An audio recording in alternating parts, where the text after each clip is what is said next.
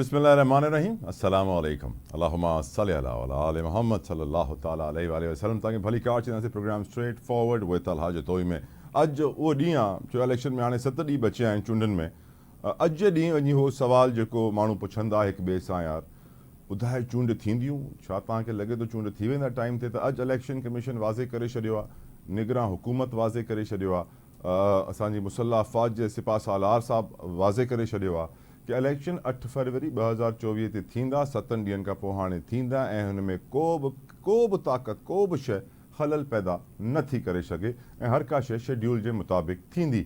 ॿियो election commission of Pakistan हिकिड़ी ॿी शइ वाज़े करे छॾी आहे छो जे करे सुप्रीम कोर्ट जे ऑर्डर्स खां पोइ कुझु अहिड़ा उम्मीदवार हुआ मोस्टली PTI जा जंहिंखे इजाज़त मिली इलेक्शन विढ़ण जी पर हुननि जो नालो निशान बैलेट पेपर ते कोन हुयो त इलेक्शन कमीशन अॼु वाज़े करे छॾियो आहे कि हुननि वटि इज़ाफ़ी पेपर जेको सिक्योरिटी स्पेशल पेपर हूंदो आहे बैलेट पेपर लाइ उहो अवेलेबल न आहे उनजी शॉर्टेज आहे जंहिंजे करे हाणे वधीक बैलेट पेपर्स प्रिंट न कया वेंदा। यकीनन पोइ सोचण जी ज़रूरत आहे कि हुननि उम्मीदवारनि जो छा मुस्तक़बिल थींदो जेके PTI जा हुया छा उहो वठी सघंदा इंतख़ाबात में चूंडनि में भाग या न वठी सघंदा। ख़ैर हिकिड़ी इहा शइ आहे। ॿियो जेका इंपॉर्टेंट शइ मूंखे नज़र आई अॼु ॾींहं में कि जेका पेट्रोल जी क़ीमत वधाई वई निगरां हुकूमत कल 13 रुपया 55 पैसा वधाया पेट्रोल ते ऐं गॾोगॾु अॼु वज़ारत ख़ज़ाना हिकिड़ी रिपोर्ट बि जारी कई कल्ह रिपोर्ट जारी कई जंहिंमें ॿुधायो वियो आहे कि मुल्क में महांगाई जो तूफ़ान अञा ईंदो अचण वारे ॾींहंनि में महांगाई अञा वधंदी ऐं इहो बि ॿुधाए छॾियो आहे हुकूमत खे जेका वॾी शइ परेशानी जी बाहिस आहे हुकूमत लाइ पाण उहो हुकूमती अख़राजात आहिनि एक्सपेंसिस। असां चवंदा आहिनि कि एक्सपेंसिस रिफॉर्म्स अचणु हुकूमत लाइ तमामु ज़रूरी आहे कि जेको पैसो बचाए सघिजे थो वेस्ट पियो थिए उनखे बचाइणु घुरिजे। जीअं बिलावल भुट्टो ज़रदारी साहब चवंदा आहिनि कि अरिड़हीं तरमीम खां पोइ इहे वज़ारतूं बंदि थियणियूं पर न थियूं थियण सां 300 अरब बची सघनि था त यकीनन अहिड़ा खोड़ एवेन्यूज़ आहिनि जिथे हुकूमत अख़राजात एक्सपेंसिस अकर करे थी पर उहे एक्सपेंसिस बची सघनि था ऐं पाकिस्तान जे ॿियनि कमनि में इस्तेमालु थी सघनि था इन्वेस्ट थी सघनि था। हिकिड़ी त इहा शइ थी वई इलेक्शन जी। हाणे इलेक्शन लाइ हिकिड़ो ॿियो प्रॉब्लम जेको हाणे थी वियो आहे that is law and order situation. मां तव्हांखे ॿुधायां कल्ह जे ॾींहं में जेके बलोचिस्तान में धमाका थिया हुन में 2 हमला थिया ज़हूर बुलेदी जे घर ते 2 हमला थिया तुर्बत में हिकिड़ो हमिलो थियो शाहकोट में 2 हमला थिया खुज़दार में हिकिड़ो कोयटा में हिकिड़ो सिब्बी में हिकिड़ो हब में हिकिड़ो बोलान में। अॼु ख़बर इहा आई कि 2 हमला थिया कोयटा में हिकिड़ो अॼु हमिलो थियो जाफराबाद में तुर्बत में। लॉ एंड ऑर्डर सिचुएशन परेशान कोन आहे बलूचिस्तान लाइ KPK लाइ यकीनन जी हाणे तव्हां ब्रेकिंग न्यूज़ बि असांजी स्क्रीन ते ॾिठी जेके असांजी फोर्सिस आहिनि जेके जवान आहिनि उहे इंटेलिजेंस बेस्ड ऑपरेशन कनि पिया ऐं जिते जिते इंफॉर्मेशन अचे थी उते कार्रवाई थिए पई ऐं दहशतगर्दनि जो ख़ात्मो कयो पियो वञे पर यकीनन चूंडनि खां अॻु में हालात जेके आहिनि उहो सही थियणु तमामु ज़रूरी आहे छो जे करे वोटर टर्नआउट लाइ इंपॉर्टेंट आहे कि जेके हालात आहिनि उहे कंट्रोल में हुजनि ताकि कंहिं क़िस्म जो ख़ौफ़ जी फ़ज़ा न हुजे इलेक्शन वारे ॾींहं ते। ॻाल्हि कयूं PTI जी त PTI अॼु हिकिड़ो वॾो कमु कयो आहे। PTI पंहिंजा इंट्रा पार्टी इलेक्शन्स अनाउंस करे छॾिया आहिनि 5 फरवरी यानी आम चूंडनि खां 3 ॾींहं अॻु में इंट्रा पार्टी इलेक्शन्स थींदा ऐं PTI इहे इंट्रा पार्टी इलेक्शन्स कॉल करण लाइ हिन जो फ़ैसिलो वठण लाइ जेका मीटिंग कॉल कई इस्लामाबाद में उन बंगले ते रेड थी वई ऐं पोइ उहो न करे सघिया हुते ऐं पोइ वर्चुअल मीटिंग हिननि कॉल कई। वर्चुअल मीटिंग ते इहो फ़ैसिलो थियो कि 5 फरवरी ते इलेक्शन थींदो ऐं यकीनन थींदो ताकि बल्ले जो निशान इलेक्शन कमीशन खां वापसि वठिजी सघिजे ऐं जेका पार्लिमानी सियासत आहे छो कि पार्लिमान में हिन महिल PTI रजिस्टर्ड पार्टी न आहे त इहे इंट्रा पार्टी इलेक्शन्स खां पोइ उहो रजिस्टर्ड पार्टी ठही वेंदी ऐं जेके आज़ादु उम्मीदवार आहिनि उहे खटण खां पोइ PTI खे जॉइन कंदा रादर देन कंहिं ॿी पार्टी खे। इहा बि ॻाल्हि अॼु क्लियर थी वई पर असांखे ख़बर आहे कि 2 केसनि में त इमरान ख़ान खे सज़ा थी चुकी आहे 3 ॿिया केसिस आहिनि ऐं लॻे ईअं ई थो कि जीअं 2 में सज़ा थी आहे 3 में बि थींदी लोअर कोर्ट्स में ट्रायल कोर्ट्स में पर हायर कोर्ट्स में लेट्स सी उहो सज़ा केतिरी सस्टेन थींदी या न थींदी पर गैर शरई निकाह केस हुन में अॼु छो जे करे जेके वकील आहिनि इमरान ख़ान जा सलमान अकरम राजा साहब उहे उम्मीदवार बि आहिनि इलेक्शन चूंडनि में हिसो बि वठनि पिया त पंहिंजी मुहिम में मसरूफ़ इन्हनि करे उहो हुन केस में न पेश थिया। हाणे ॾिसणो इहो आहे कि इहे केस केतिरो हलंदो पर इहो ई माण्हू ॿुधाइनि था एक्सपर्ट्स ॿुधाइनि था इहो केस इलेक्शन जो खां पोइ अॻिते वधंदो। बिलावल भुट्टो ज़रदारी साहब अॼु हिकिड़ो मां सम्झां थो तमामु वॾी स्टेटमेंट ॾिनी आहे उहे बि खुज़दार में।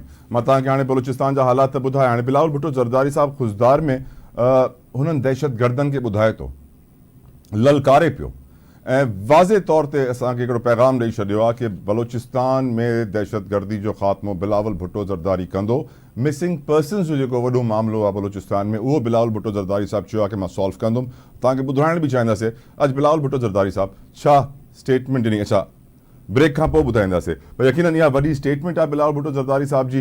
नवाज़ शरीफ़ साहब बि अॼु हिकिड़ो स्वात में जलसो कयो आहे ऐं उते हुननि चयो आहे कि जेके इमरान ख़ान जा वादा हुया 1 करोड़ नौकरियां 50 लाख घर 300 डैम 1 अरब दरख़्त उहे वादा हुननि माण्हुनि खे यादि ॾे विराइण के छा तव्हांखे मिली विया।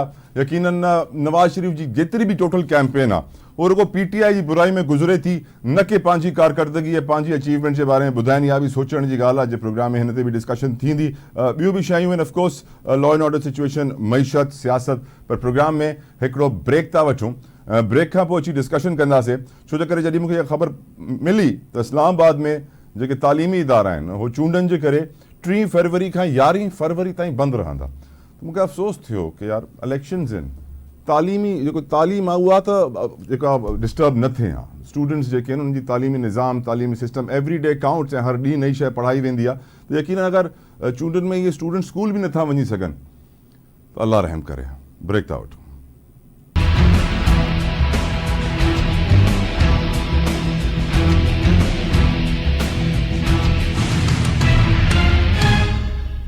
Welcome back. अज यकीनन सभिनीनि खां वॾो सवाल है लॉ एंड ऑर्डर सिचुएशन जेकी डिस्कस करण लाइ मूंसां गॾु मौजूद आहिनि हिन महिल ब्रिगेडियर रिटायर्ड फारूक हमीद खान साहब। ब्रिगेडियर साहब thank you so very much sir for your precious time.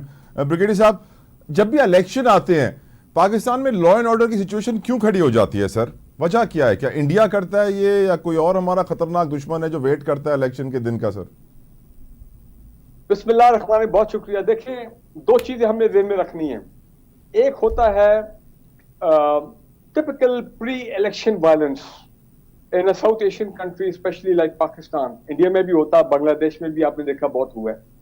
तो ये pre-election violence इस दफा पाकिस्तान में भी हम देख रहे हैं और that is between political parties। वो लोग लड़ पड़े आपस में किसी अपना ये इनके जो पार्टी के बने होते हैं क्या उनको बोलते हैं हेडक्वार्टर्स कहें या पार्टी के अपने जो इन्होंने सेटअप किए होते हैं सेंटर्स, तो वो वर्कर्स आपस में लड़ते हैं, वहां पे फायरिंग भी हो जाती है। तो एक तो उस किस्म का है। और इलेक्शन डे वाले पे भी बिल्कुल मैं हमेशा पाकिस्तान में इलेक्शन वायलेंस हुआ है on the day of election between the workers और वर्कर्स चार्ज होते हैं, गुस्से में होते हैं, वगैरह वगैरह झगड़े होते हैं पोलिंग स्टेशन पे। दूसरा जो है मामला वो बड़ा सीरियस मामला है और वो है ऑर्गेनाइज दहशतगर्दी। इस वक्त पाकिस्तान में बड़े कई महीनों से वेव आफ्टर वेव दहशतगर्दी की आ रही है, खासकर केपी में, बलूचिस्तान में। और बलूचिस्तान में तो पिछले कई हफ्तों से ज्यादा हो गया है और सिक्योरिटी फोर्सेस के उनके साथ झड़पें भी हो रही हैं और इंटेलिजेंस बेस्ड ऑपरेशन भी हो रहे हैं, टारगेटेड किलिंग भी हो रही हैं। कल ही बलूचिस्तान में 3-4 जगह पे बॉम्ब ब्लास्ट भी हुए हैं। PTI के रैली पे हमला किया गया, PMLN के रैली पर हमला किया गया। कल बजौड़ में एक PTI के जो लीडर है उस पर टारगेटेड असैसिनेशन हुई। आज सुबह मैं सुन रहा था एकदम क्वेटा में कोई बॉम्ब ब्लास्ट हो गया। So these are all organised by दहशतगर्द तंजीमें within Pakistan and fully sponsored by people from across the border. Brigadier साहब if you would allow me बस यहाँ पे छोटी चीज ऐड कर दूं आप ही के जुमले में सर। कल सर 2 हमले ज़हूर बुलेदी के कैंप पर हुए पीपल्स पार्टी के बलूचिस्तान में, 2 हमले तुर्बत में हुए, एक शाकोट में, 2 खुजदार में, एक कोयटा में, एक सिब्बी में, एक हब में, एक बोलान में। आज 2 कोयटा में, एक जाफराबाद में, एक तुर्बत में। तो ये जो नंबर्स इस तरह इंक्रीज हो रहे हैं सर, देखिए उसकी वजह ये है कि जो हम उनको रिटेलिएट करते हैं या हमारे इंटेलिजेंस बेस्ड ऑपरेशन होते हैं, हम उनको प्रीएम्प्ट करते हैं, उनके बंदे मारे जाते हैं। जारी बात है, अभी सोशल मीडिया में सब कुछ देख रहे हैं, तो फिर वो भी रिटेलिएट करते हैं, काउंटर रिटेलिएशन होती है। इस वक्त उनका मकसद ये है कि क्योंकि रियासत पाकिस्तान की जो सिक्योरिटी फोर्सेस है इंक्लूडिंग द मिलिट्री, वो भरपूर उनकी कमिटमेंट है, डिप्लॉयमेंट है फॉर इलेक्शंस, राइट। और 6 तारीख से तो पक्की डिप्लॉयमेंट शुरू हो जाएगी, 6 से 8 तक। 270,000 प्लस ملٹری پرسنل, اس کے بعد پتہ نہیں اسی طرح 2-2.5 لاکھ ہمارے پولیس کے لوگ ہوں گے, انٹیلیجنس کے لوگ, انٹیگریٹڈ سول ایجنسیز وغیرہ وغیرہ. It's a very big operation national level. Brigadier صاحب مجھے آپ سے بہت امپورٹنٹ سوال یہ بھی taking advantage.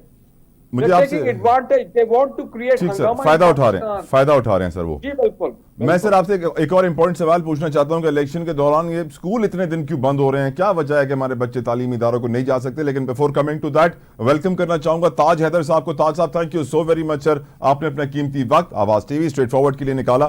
تاج صاحب, اب بلاول بھٹو زرداری صاحب نے ایک ایسے وقت میں دہشت گردوں کو پیغام دیا ہے بلوچستان میں جہاں بلوچستان میں روز 8-4-5 دھماکے ہو رہے ہیں.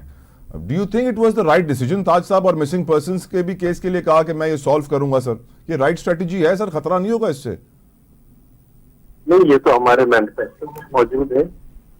آج شاید چیئرمین صاحب نے تو تشدد کو روکنے کی بات کی ہے اور یہ کہا ہے کہ بھائی جو بھی تشدد کا راستہ اختیار کر رہے ہیں تو اس سے ان کا کاز کمزور ہوتا ہے. تاج صاحب میں جملہ پڑھ دیتا ہوں بلاول صاحب کا. وہ کہتے ہیں کہ سازشیوں کو ڈر ہے, میں لاپتہ افراد کا مسئلہ حل کر دوں گا. دہشت گرد سمجھتے ہیں میں بچہ ہوں اور ڈر جاؤں گا تو یہ ان کی بھول ہے. ہاں, کیا ہو گیا کہ اگر لاپتہ افراد کا مسئلہ حل ہو جائے گا تو اس میں کیا بہت بڑا نقصان ہو جائے گا؟ نہیں سر, بلوچستان کے لیے تو ایکچولی ایک بہت بڑا مسئلہ ہے. اسی مسئلے کے اوپر ہم جانتے ہیں اور اس کو پیار محبت سے حل کرنا چاہیے. دونوں سائڈز کو انہوں نے سمجھایا ہے. ان کو بھی یہی کہا ہے کہ بھائی آپ تشدد کا راستہ اختیار نہ کریں اور اپنی جدوجہد کو قانونی اور سیاسی رکھیں اور اس سے آپ کی جو موقف ہے وہ مضبوط ہوگا. جو ادارے ہیں ان کو بھی سمجھایا ہے کہ یہ جو طریقہ کار ہے زور زبردستی کا یہ چھوڑیں, موقف سے اس مسئلے کو حل کریں. برائی کیا ہے, آپ ناراض کیوں ہیں؟ سر بہت اچھی بات ہے, لیکن یہ بہت ایمبیشس ٹارگیٹس بھی ہیں. یہ وہ کام ہے جو پاکستان کی تاریخ میں 76 سالوں میں میں نہیں سمجھتا کوئی کر پایا جو بلاول صاحب آج کرنے کی بات کر رہے ہیں. سر ایک اور سٹیٹمنٹ تھی بلاول صاحب کی, تاج صاحب ایک اور سٹیٹمنٹ تھی سر. وہ کہتے ہیں NFC ایوارڈ کے تحت بلوچستان کو حقوق ملتے اور آغاز حقوق بلوچستان کے تحت بلوچستان کے عوام کو حقوق ملتے تو آج بلوچستان کے حوالے سے جتنی سازشیں پک رہی ہیں سب ختم ہو جاتی. سر آخر یہ بلوچستان کے لیے اتنی سازشیں کیوں پکتی ہیں جو پورے پاکستان کے لیے نہیں پکتی سر؟ خزانے وہاں ہیں. کہاں سے پکڑا گیا تھا؟ مطلب کچھ ملک ہیں کہ جو بلوچستان کو الگ کرنا چاہتے ہیں, اور یہ کہ اگر ہم وہاں پہ جو ہے وہ علیحدگی پسند عناصر ان کو آگے بڑھا رہے اور اس مسئلے کو پیار محبت سے سمجھا بجھا کے حل کرنا چاہیے اور جو بات طے ہو جائے اس پر قائم رہنا چاہیے. رائٹ تاج صاحب, رائٹ. بریگیڈیئر صاحب, یہ جو بلوچستان کو پاکستان سے الگ کرنا چاہتے ہیں سر, افسوس کے ساتھ سر مجھے باہر کی طاقتوں کے لیے بالکل بالکل آپ باہر کی طاقتوں کے لیے کہہ رہے ہیں, بالکل بیرونی طاقتیں ہیں. بالکل تاج صاحب, آئی گاٹ یور پوائنٹ. میرے ڈاکٹر کو نہیں پکڑا گیا تھا Balochistan. Right sir, right sir. وہ بریگیڈیئر ریٹائرڈ فاروق صاحب بھی ہمارے ساتھ ہیں تو ان کے اوپر بھی, ان سے بھی میں تجزیہ لینا چاہتا ہوں اس پوائنٹ کے اوپر. سر بریگیڈیئر صاحب, اس بات میں تو کوئی شک نہیں کہ جتنے مائنز اینڈ منرلز بلوچستان میں ہیں پورے پاکستان میں کہیں نہیں ہوں گے. تو جو خزانے ہیں وہ بھی ایک نیکسٹ لیول ہے, ریکوڈک ہے, ساحل ہے, 2 ملکوں کا ایران افغانستان کا بارڈر ہے. بلوچستان الگ کرنے کی جب باتیں ہوتی ہیں بریگیڈیئر صاحب تو دل تو روتا ہے کہ اللہ نہ کرے, اللہ نہ کرے, لیکن تاریخ میں لکھا ہے کہ ہم پہلے بھی ٹوٹ چکے ہیں. سر دیکھیں, پہلے اب مجھے ذرا 2 منٹ دیں, میں ایک امپورٹنٹ بات کرنا چاہتا ہوں. Sir please. محترم تاج صاحب بھی آن لائن ہیں, lot of respect for him. یار بھائی کمال ہو گیا. میں نے ابھی تھوڑی دیر پہلے ایک ٹی وی پہ ایک پروگرام میں بھی کہا ہے کہ میری نظر میں اس الیکشن کیمپین کا مین آف دا میچ از بلاول بھٹو زرداری. بھائی یو ہیو ٹو گیو ہم credit. The young man is energetic, he is bold, he is dynamic, he is proved that he has the political acumen, he has had the correct. آج کی تقریر سننے کے بعد آپ کہہ رہے ہیں آج جس طرح انہوں نے دہشت گردوں کو للکارا. No, وہ اس میں آتا ہوں. I'm following him for the last 2 months very, very closely. I'm a political observer for this 1960. Z Bhutto شہید جو ہے, جب وہ آتے تھے 1968 کی ڈیموکریٹک موومنٹ میں, تو میں ایز اے کالج بوائے میں بھاگتا تھا ان کے ٹرک کے ساتھ ساتھ. دیکھیں تو what I'm trying to say, Bilawal نے بہت زبردست کیمپیننگ کر رہے ہیں اور right from interior Sindh to Kohistan, دیر چترال وغیرہ بلوچستان وہ جا کے بولڈلی ایڈریس کر رہے ہیں اور اپنی پولیٹیکل گرومنگ وہ شو کر رہے ہیں کہ یہ ناؤ از پولیٹیکلی میچور، اب کوئی شک نہیں ہے.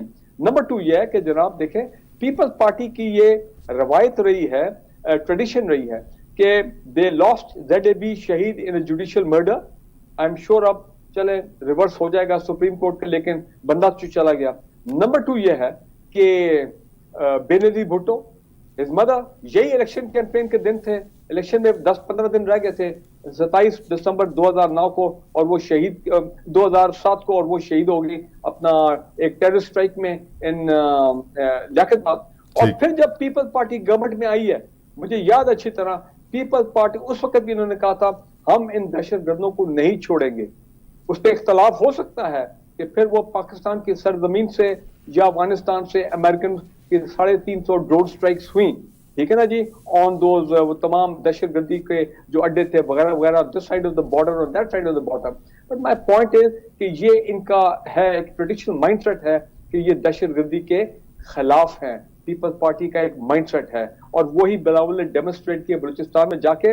انہوں نے جو آغاز حقوق کے بلوچستان کی بات کی ہے، بائی گاڈ جو نواب اکبر بگٹی کی ڈیتھ کے بعد مجھے یاد ہے ہم روتے تھے، لوگ روتے تھے کہ بلوچستان میں کیا ہو گیا ہے، اتنے حالات خراب ہو گئے ہیں. لیکن اس وقت زرداری صاحب بڑا اختلاف ہوتا ہے مجھے ان کی سیاست سے، لیکن ان کی گورنمنٹ نے آغاز حقوق کے بلوچستان پیکج کیا تاکہ ان کے زخموں پر مرہم رکھی جائے. دیٹ واز دا بگننگ، اور اس میں کافی اچھے اس کو فالو اپ کیا 5 سال. اس وقت رحمان ملک صاحب انٹیریئر منسٹر ہوتے تھے، اور کیسے انٹیگریٹ کرنے کی کوشش کی بلوچستان کو ان دا مین اسٹریم اس وقت. اور پھر ساتھ ہی سی پیک کا کانسیپٹ شروع ہو گیا زرداری صاحب کے دور میں. تو یہ اس لیے وہ انہوں نے بالکل صحیح ایڈریس کیا. یہ ایشو ہے مسنگ پرسن والا، یہ ایشو ہے winning back the hearts and mind of the people of Balochistan. آپ کا ووٹ مجھے لگ رہا ہے سر بلاول بھٹو کو ہی جا رہا ہے.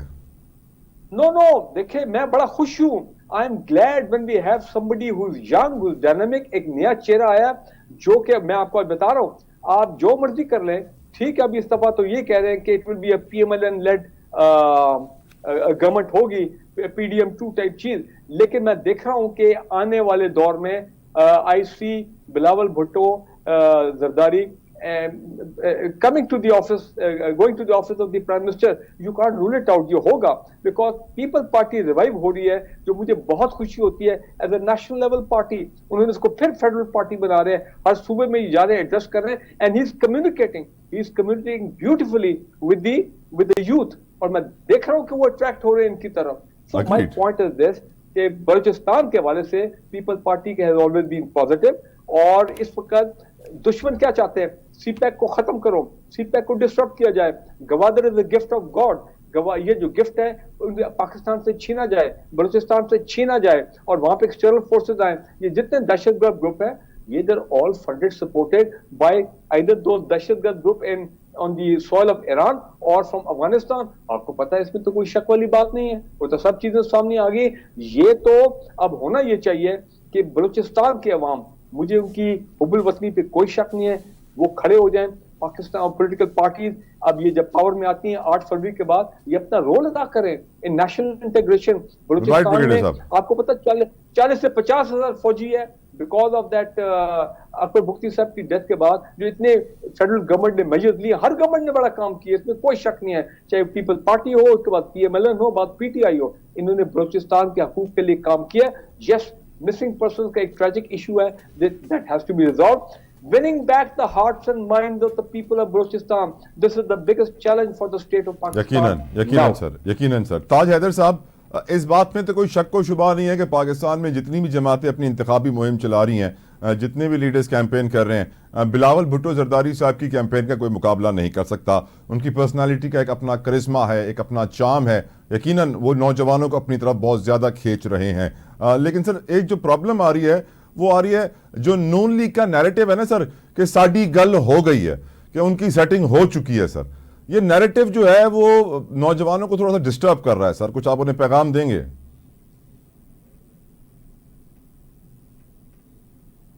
I think تاج حیدر صاحب کی لائن ڈراپ ہو گئی ہے. we'll connect to him again.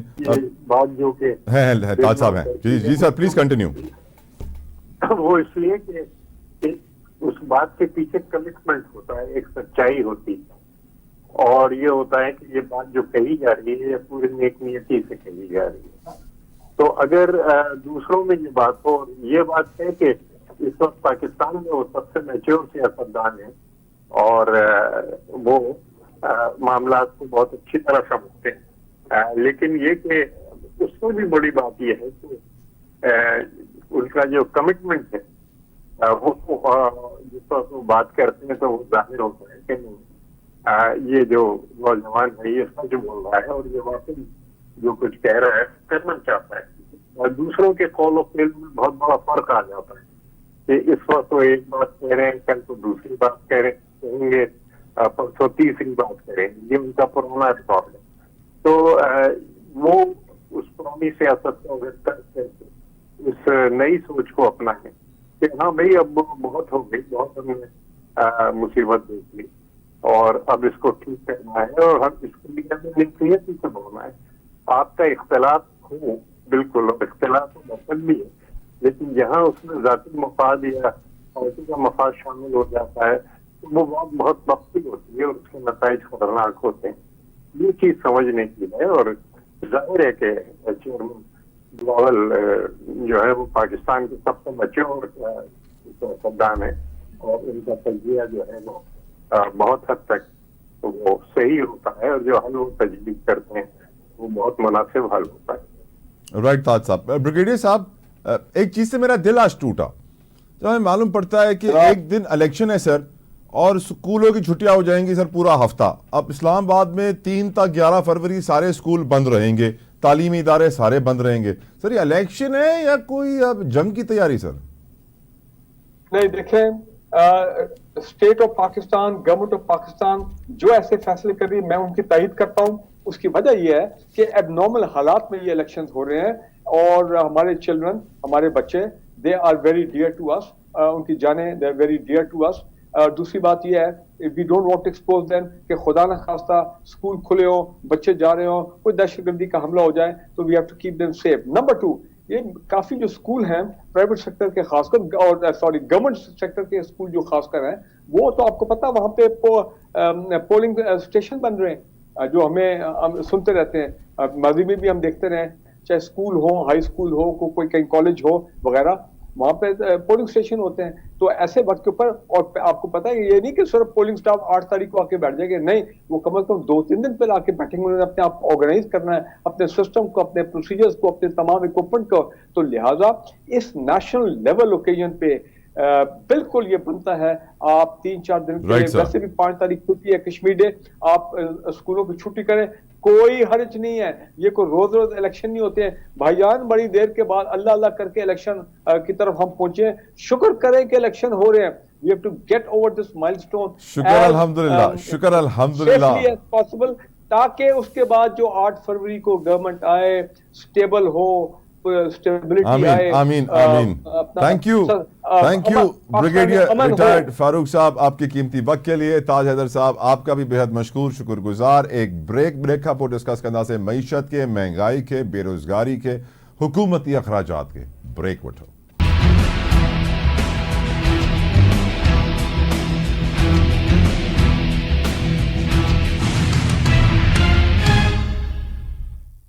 نگراں حکومت کا جاتے جاتے عوام کے لیے بہترین تحفہ, پیٹرول 13 روپے 55 پیسے مہنگا کر دیا گیا. اور وزارت خزانہ کی رپورٹ کے مطابق آنے والے وقت میں مہنگائی حکومت کو پریشان کرتی رہے گی.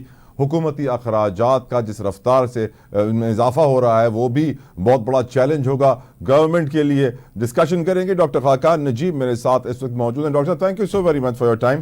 یہ بتائیے سر, یہ آخر مہنگائی کہاں جا کے رکے گی؟ شبر زیدی صاحب کو میں سر سن رہا تھا کچھ دن پہلے, وہ کہتے ہیں 24 میں جو حکومت بنائے گا 25 میں اسے لگ پتا جائے گا. آپ بتائیے سر ہونے کیا والا ہے؟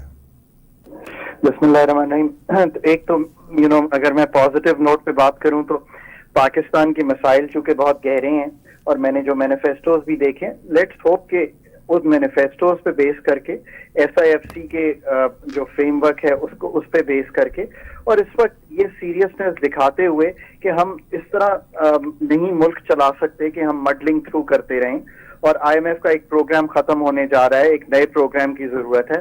سو چیلنجز بہت بڑے ہیں, اس لیے آئی تھنک تھوڑے سے لوگ گھبراہٹ میں چلے گئے.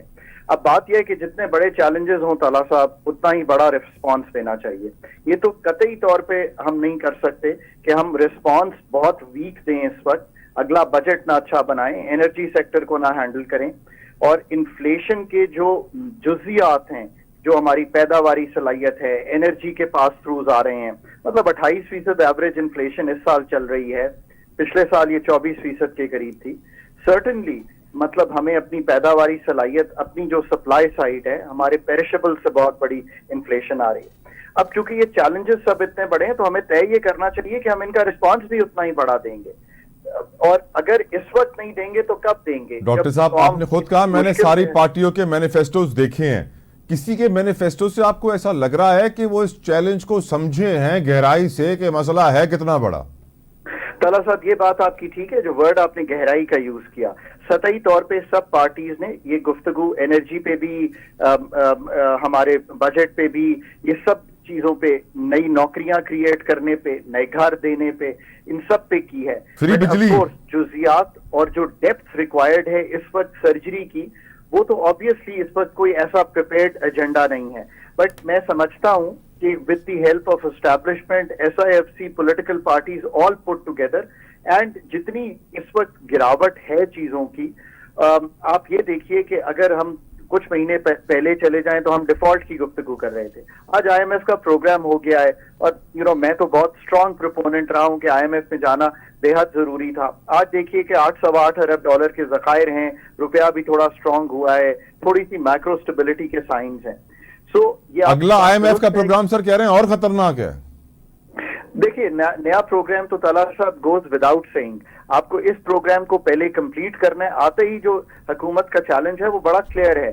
وزیر خزانہ, وزیر توانائی, ان سب نے مل بیٹھ کر یہ انشور کرنا ہے کہ they have a proper team of smart experts جو IMF کے اس پروگرام کو کلوز کریں, جو ایک اسٹینڈ بائی ارینجمنٹ ہے, اور نئے پروگرام کا اجرا کریں. کوئی بیچ میں گیپ نہیں آنا چاہیے, اور جس طرح کہتے ہیں نا, we must گلائڈ into a new programme, it should not be a بمپی ride into a new programme. یہ بات میں اس لیے کہہ رہا ہوں کہ پاکستان متحمل ہو نہیں سکتا اس وقت کسی قسم کی میکرو انسٹیبلٹی کا. اس کی وجہ وہی ہے کہ گراس ایکسٹرنل نیڈز اگر 25 ارب ڈالر کی ہوں کسی ملک کی, اور اس سال کی بھی اور اگلے سال کی بھی, اور باقی سب جو آپ کے سیکٹر ہیں وہ لیکوڈیٹی کرنچ میں ہو, انرجی لیکوڈیٹی کرنچ میں ہے, ہمارا فسکل جو ہے اس میں اتنے بڑے گیپس آ رہے ہیں, ہمارا جو بیرونی کرنٹ اکاؤنٹ کا خسارہ ہے وہ کچھ سنبھلا ہے کیونکہ ہم نے امپورٹس پہ قدغن لگائی ہوئی ہے. اب بھی ڈائریکٹ قدغن نہیں ہے, بٹ ہم اکانومی کو سلو کر کر یہ کوشش کر رہے ہیں کہ پاکستان میں ڈیمانڈ کو کم کیا ہوا ہے. یہ سب بڑے سیریس مسائل ہیں. میری امید یہ ہے کہ اس سے زیادہ سیریسنیس نہیں دکھانی, کوئی وقت نہیں آیا جب ہم نے دکھانی ہو. اگر یہ واقعی بات مان لی جائے کہ اتنی سیریسنیس کی ضرورت ہے, تو پھر تو میں سمجھتا ہوں کہ ان سب لوگوں کو جن کا میں ذکر کر رہا ہوں, ان کو they have to come together and use people who have a sense of these things. Doctor Khaqan دیکھیں سر, آپ پاکستانی ہیں, اپنے دل پہ ہاتھ رکھ کے بتائیے, کیا آپ کو لگتا ہے, آپ ان سیاسی جماعتوں کو پوری زندگی آپ دیکھتے رہے ہیں, معلوم ہے آپ کو کیا ہماری پولیٹیکل ہسٹری ہے سر, آپ کو لگتا ہے سر کہ یہ دے ول کم سٹ ٹوگیدر اور وہ الیکشن کے ریزلٹس پہ احتجاج دھرنا نہیں ہوگا, لڑائی جھگڑا نہیں ہوگا, اور سب بولیں گے معیشت کی خاطر آؤ بیٹھو, یا تو پھر کوئی ڈنڈا ہو سر اچھا والا؟ طلحہ بھائی دیکھیں, اگر میں کھول کے گفتگو کروں, پہلی بات تو یہ ہے کہ پولیٹیکل سٹیبلٹی جو ہے وہ ضرور اہم جز ہے اکنامک اور سوشل سٹیبلٹی کا. اب ایک کولیشن گورنمنٹ بنتی دکھائی دے رہی ہے, تو لیٹس ہوپ کہ major political parties are in the government so that اتنی ڈسرپشن نہ ہو.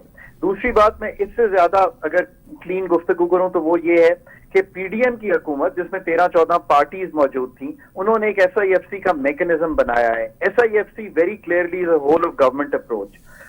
بہت سے لوگ اس پہ بہت سی گفتگو کرتے ہوں گے, پر میری استدعا یہ ہے اس وقت کہ جتنے بڑے ہیں ان کو اکٹھے بیٹھنا پڑے گا, ان کو ایک پالیسی میکرز کی team, economist, energy experts, date experts کی بنانی پڑے گی جو پاکستان کی سرجری شروع کریں. اگر کلیدی کام نہیں کریں گے تو پھر بات نہیں بنے گی. اگر نہیں کریں گے یہ سب گفتگو, ہم تو ابھی بھی امید لیے ہوئے ہیں کہ یہ سب کچھ ہوگا, اور میں جتنا میرا انٹریکشن اس وقت ہے میں تو بہت پش کر رہا ہوں اس چیز کو کہ let's do this, we will feel better after 5 years. Not only the political parties, the people of Pakistan will feel better. اور یہ میں سمجھتا ہوں کہ اسٹیبلشمنٹ از سیریس, اسٹیبلشمنٹ ضرور ان کو ساتھ لے کے چلے گی اور یہ کام جو ہیں ہوں گے.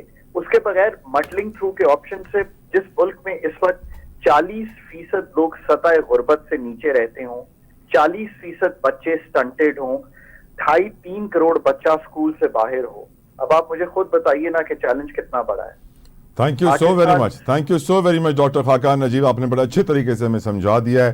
آخر میں یہی چیز ڈاکٹر صاحب جی گال کے اگتے ودائیں دے کہ یقیناً وڈو وقت ہے انمل پاکستان لائیں جائیں سٹیج تے پانا اچھی ویا ہوں, ہانے اساں ودیک عدم استحکام انسٹیبلٹی افورڈ ہی کون تا کرے سکوں. جیکو بھی کھٹندو, جیکو بھی کولیشن گورنمنٹ ٹھہندی, جیڑو بھی گلدستو ٹھے, پاکستان جی معیشت کے سیریسلی وٹھنو پوندو, چھو جو کرے معیشت ہانے کہیں بھی قسم جی نقصان کے برداشت کرنے جے لائق نہ رہی ہا. اینڈ آف کورس ووٹ ڈیئن کھاک میں سوچو جو کہ معاشی حالات پاکستان جا بہتر کرے سکے. تو مجھے جواب دیو. انٹل نیکسٹ ٹائم, اللہ حافظ.